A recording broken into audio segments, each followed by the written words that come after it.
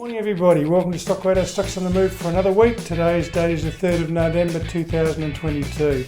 My name is Richard Lee and I manage the stockradar.com.au website for you. Well, it's been all happening the last couple of weeks and this week again. There's been some very good signs out there. You can always get some setbacks like we did last night. But what I like is everyone's nervously bearish at the moment, which is not a bad sign for me, as I see a few stock picks starting to raise their heads. In the newsletter, which is out last week, there were 7 very promising looking stocks, and we'll look at a couple more today. Okay, so we're just going to go through, talking about riding winners today. I talked a bit about that last week, how important it is, and I'm going to talk a little bit about how you can make sure you do that today in trading tactics a bit later on. But firstly, let's get to the markets. Okay, the Dow Jones Industrial Average, it's been looking pretty good. It's rallied strongly in the last few weeks, as you can see. We've kicked up to this area, up around 32,000 or just above it. A bit of a downtrend line here, moving average. So we're going to start to get into the area where the rally's gone on well, on very good volume, but the sellers will start to come out at some stage as they are now. So this is pretty critical point around the downtrend, the moving average. We've got some great volume here, which is a great sign, and certainly the pressures are easing on the downside. So there is the process of a turn starting to happen there. Okay, the Nasdaq's not such a happy picture.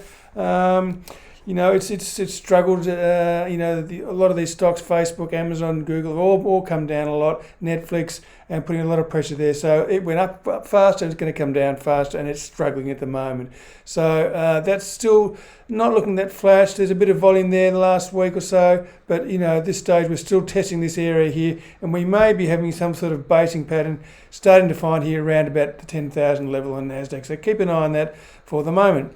Okay, copper, well, it's still in a downtrend. There's nothing much to say there. It's going down. It's travelling in that little trading range at the moment.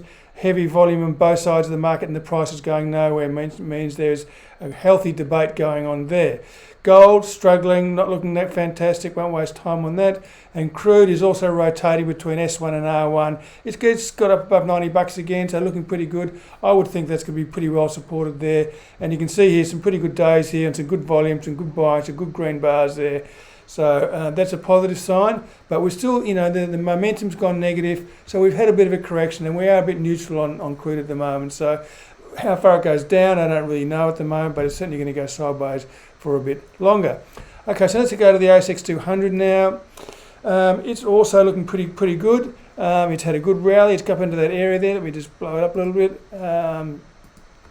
It's come up to this area here now. It's chock full of resistance above here at the moment. So we've got the R1 here up around 7,130. We just hit around the 7,000 mark last night. It's just got above the average. We've got a downtrend line here. So there's a lot of work to be done there. It has recovered quite well. We've had a good hold down here at it's about 6,500, and we've had a good rally from there. So and this week has certainly been a good week. So it's not looking too bad. The ASX, but work to be done there for the moment. So we just want to have a quick look now at the Stockradar portfolio for you. Now, in fact, we are down 2 stocks this week to 19 of 183. We had 3 stocks out and 1 in. We chopped out a couple of energy stocks this week, but there are lots of stocks lurking at the moment. I'm going to show you a few today that may well be starting to, for you to have a look at anyway.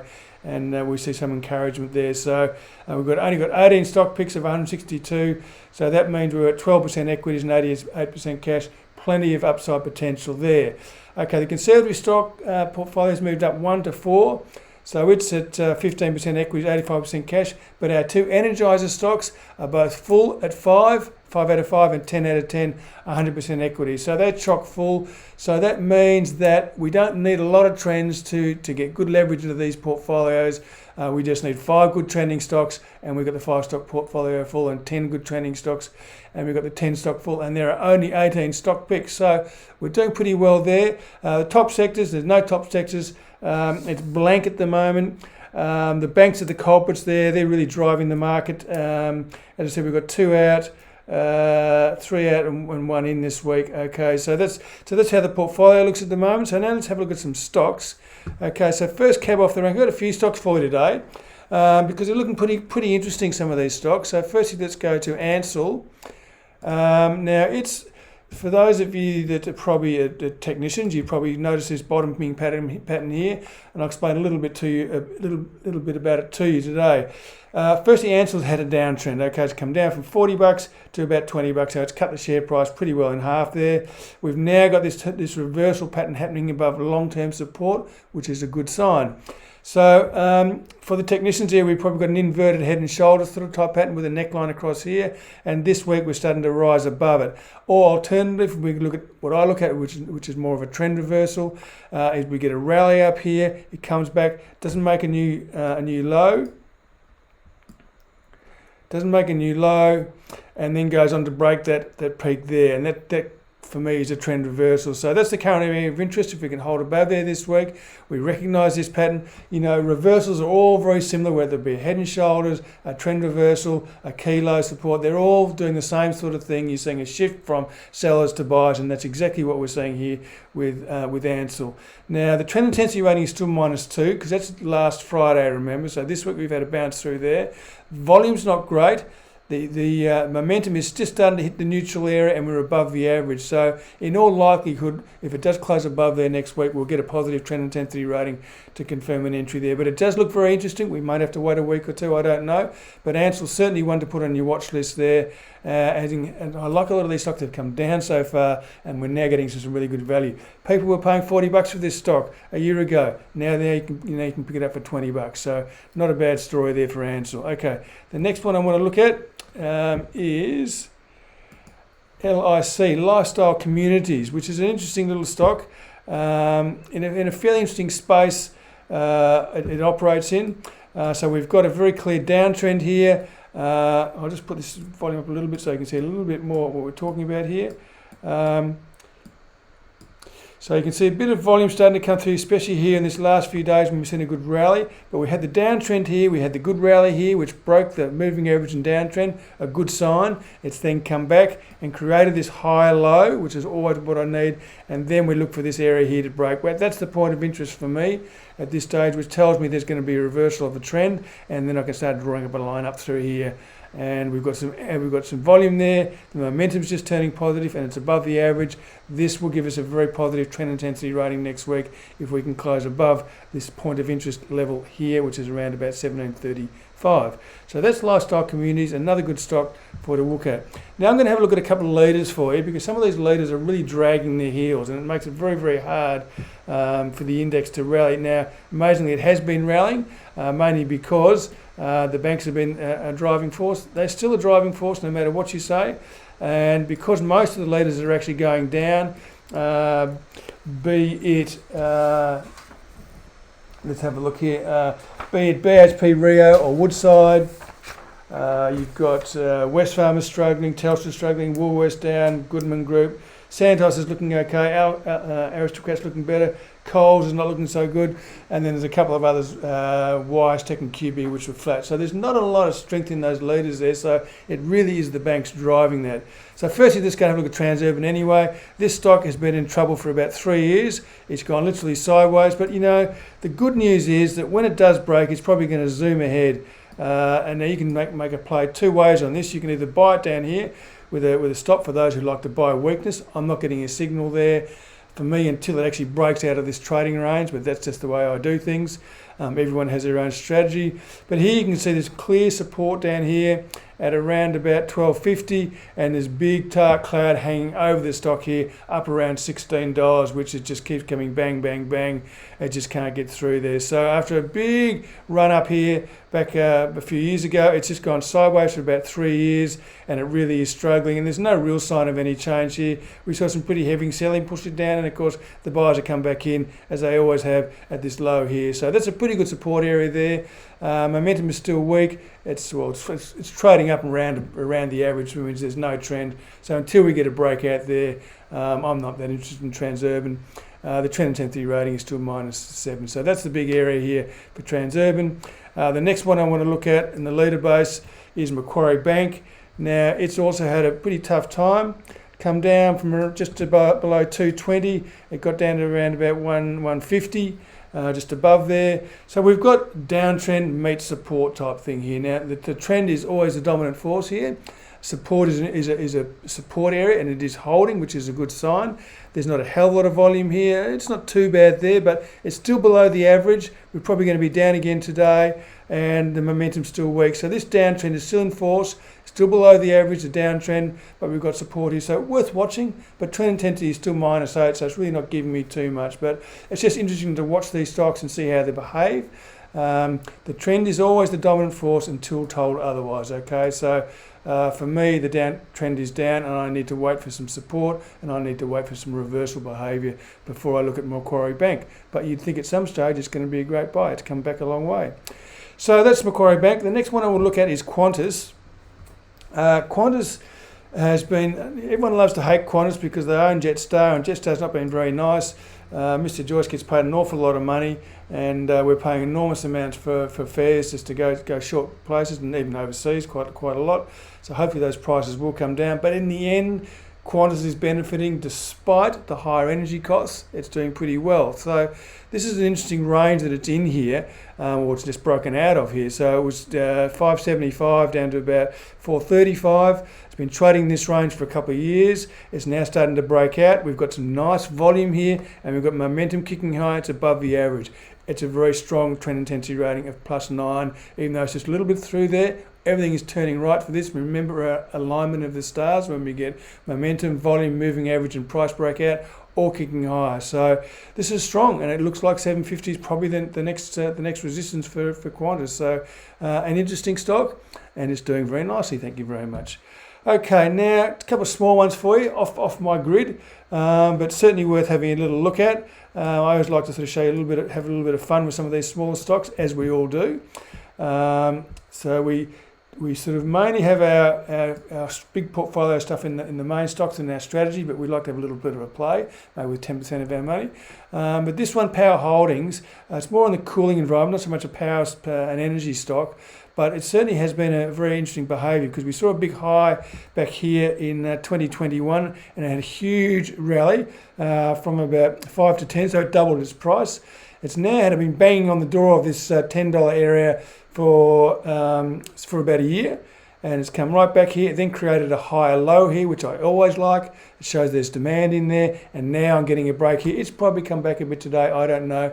One day doesn't make a market, nor does 1 week. It's more the trend that I'm looking at here, and we're starting to get an uptrend, and we're starting to break a very significant resistance level, which has returned the price a few times, 1, 2, 3 times, and now the 4th time we look what we're breaking it. We're getting some very good volume here, and we're also getting very strong momentum. So if I was going to run a trend intensity rating over it would probably be a 10. So Power Holdings is certainly one for you to have a look at. Okay, I'm just going to return to an old one here, Nanosonics. We were covering for a while, and we got a bit tired of waiting for it to happen. But patience is an interesting thing here. So really, I just thought we'd revisit it today because I did have this mapped out a while ago. We saw the big rally here earlier this year. It then came back quite a long way. This is one of these smaller stocks, and they do tend to move quite a lot. So this come back a long way, but it has created a high low here again and started to rally. So it's still in that trend reversal structure of a rally, a pullback to a higher low, and now we're looking at this area here, which is also a resistance level, which it got to last time. Now, if it broke above there, that's creating a trend reversal. So back to watching it again. I probably won't visit it next week, but you can keep an eye on this one yourself if you like. It's just trading above the average at the moment. Volume's not fantastic. Pressures are easing on the downside, which is quite natural. So it may have work to do yet, but that's really the area I'm looking at for Nanosonics. So it may be one for you to watch if you're keen on that stock. That's maybe the thing to trigger a rally. Okay, now I've got 2 more stocks for you. A busy day today, and this is probably stock that no one ever thought would start to rally again, but here we go. AMP is starting to kick higher again. So I just want to have a look at this bottom here. It's a little bit of a busy chart, but it has been sort of basing out for a while, or trying to, above this sort of 90 cent, $1 area. So we've got the big downtrend down here, which finally sort of broke around about here when it got above the average and above the downtrend line. And then we saw a reasonably good rally here, and also on quite good volume. I just push this up a little bit because I've got a big tick over there. Just so you can see here, this is a reasonable amount of volume that pushed this stock up to here. It then came back again and created a high low, which is my big thing, and then started to rally again towards this level here, which became, it's really the main area here, which was the last high it got to. So I always work with highs and lows. So higher, so this high here, then a higher low, then if it breaks there, then that's potentially a new trending move. So here we go again. We start to rally, we don't do it, we finally get through here. We get some good volume, the momentum is positive and it's above the average. So it's looking very strong. And even last week when the rating was trend intensity rating of 10, and we've had a good week this week, what it's done today, I don't know. It may well have come back. But, you know, it's looking like it's bottoming out. It's getting a good rating. So AMP is looking okay. And you can see these volume passes over here the last few weeks, apart from 1 week, which was this week here, which actually didn't even push the price down much. So it means that the selling was absorbed, which is a good sign, and then it kicked higher again. So all the signs are good there, and I've now sort of started to draw a little uptrend line up here that it may well start to track above. So AMP is probably something, you know, another downtrodden stock that's probably offering value and very little downside risk, I would think, at the moment. So that's AMP. Now another one that's come down an awfully long way is Domino's Pizzas. It was one of these darling stocks, and as we know, darling stocks at some stage always come back, and this one has come back 68%. It came back, so if you bought it up here, you didn't do too well, but it's come from $160 right down to $50. The thing that I like about this has been all the selling, and all of a sudden the buyers can jumping all over this stock. Now this is just the first thing I always look for support, which is my first port of call when I start to build my case. Okay, so I'm not buying this stock, but I'm certainly looking at this stock. The buyers are interested at $50, and that's a great sign. Plenty of volume here. Now the moving average is still above it. Momentum's still below there, although the downside pressures are easing. So it's not looking too bad. I haven't even run a trend intensity rating over this because it's still weak, but the volume is what I really like here, and it may well be offering some pretty good value down around this 50 to 60 level at the moment. So that is Domino's. Okay, this and much more on Stockradar at the moment. As I said, although we only hold 18 stock picks, we've got plenty lurking in the wings at the moment for you to have a look at, because, you know, now is the time. You know, things are nervous, things are bearish, people are worried, and, you know, just like when the COVID collapse happened and people were looking for another leg down, sure enough, the market went up again, straight up almost vertically. We don't know what this one's going to be like, but, you know, there were signs out there, and I just pick off the stocks one by one. I don't track the index. The index is purely an indication for me, but I pick the stocks off one by one, and they're starting to appear, and there's evidence-based turns like volume, which has been very, very important. So that's what I wanted to talk to you about today. So that's a good sign. Now, let's go back to, see if I can find my, okay, so trading tactics this week, fairly simple today because it's a process of buying a stock, okay? I don't look at day to day, I don't look at week to week. What I'm looking at is overall trends, and my portfolios perform over time. I have an article that I've written called a 5-year plan, which is in the about section of Stockradar. You should have a look at this, because even a 1 or 2 year time frame is not a really good time frame to look at all the time. And even if you look at our portfolios at the moment, if I can just bring this up for you here, you can see this is the homepage of Stockradar. You can see the 5-stock portfolio, and this really, for the last 2 years, it's gone down, up, come back down, and we really haven't gone a hell of a long way, but we are looking okay at the moment as we're recovering. Now, it's also wanted to point out to you here, the GFC is right back here. So the GFC looked a bit like this at one stage, or even worse, in fact. So this sort of pattern will eventually become this sort of pattern, and we will see strength. The long-term trend of the market will push this up higher. So the 5-stock portfolio can be a little bit more volatile than the 10-stock, but it does perform better in the long run. So it's recovering at the moment because we've got some great stock picks. We've had some great energy stocks picks in there, Whitehaven, things like that, Computer Share, and they've been really good stocks. So we don't need a lot of stocks to make a lot of money. So that's just really, I just wanted to show you that there. So it's important to look at things over a period of time of like 4 or 5 years, not 6 months, not a year, not 2 years, because that's what we're trying to do. We're trying to build wealth over time. Okay, so not day to day, not week to week. Our objective is to get price trends. Okay, now the simple trade process that I have lots of processes, but the simple trade processes, I identify a setup. I have 2 of them. I have a new high and I have a trend reversal. If they occur, I actually buy a stock, and then my second thing to do is I trade them and I set a stop. Okay, because why? Because some will fail, and I cut those out. and others will win, and I run those as hard as I can with a trailing stop. And that's how I do it. And I talked about the portfolios last week, about having lots of little losses, but our win-loss ratio in some of our portfolios is around 45 to 50%. It doesn't matter. As long as our average wins are much bigger than our average loss, we are going to win. And that's the name of the game. So losses are a part of what you do. Okay, so processes. This is just my simple trade processes that I run when I'm trading.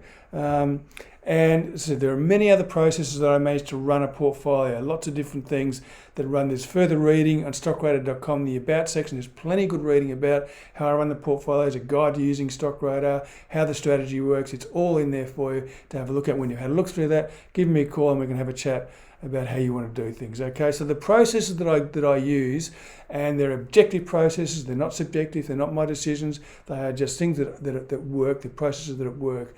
So they will give you control that you need to run your portfolio, and they will give you good guidance. Important.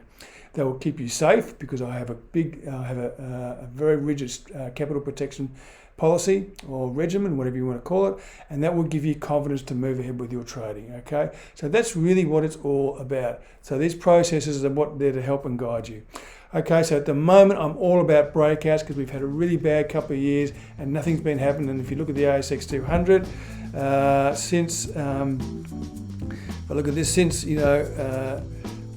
August of last year, it's just been down, struggle, and it hasn't been a very good time at all. So we haven't really enjoyed it that much, but we are starting to get breakouts now. So keep an eye out for the things that are moving there. Have a look at the newsletter. There's lots of good stuff in there this week. Okay, so that's all I've really got for you today. As I said, the newsletter's out, lots of opportunities. It's easy to outperform the index managers. I have an article on that, and I say why. It's all in the strategy. It's not hard to do, and when you read this article, you'll understand how easy it actually is to do. And I also review the Stockradar strategy in pictures there for you, so you can see exactly how it works. How I combine the trend reversal with the stop losses, with the new highs, to make sure I'm always on an uptrend. That's what I do.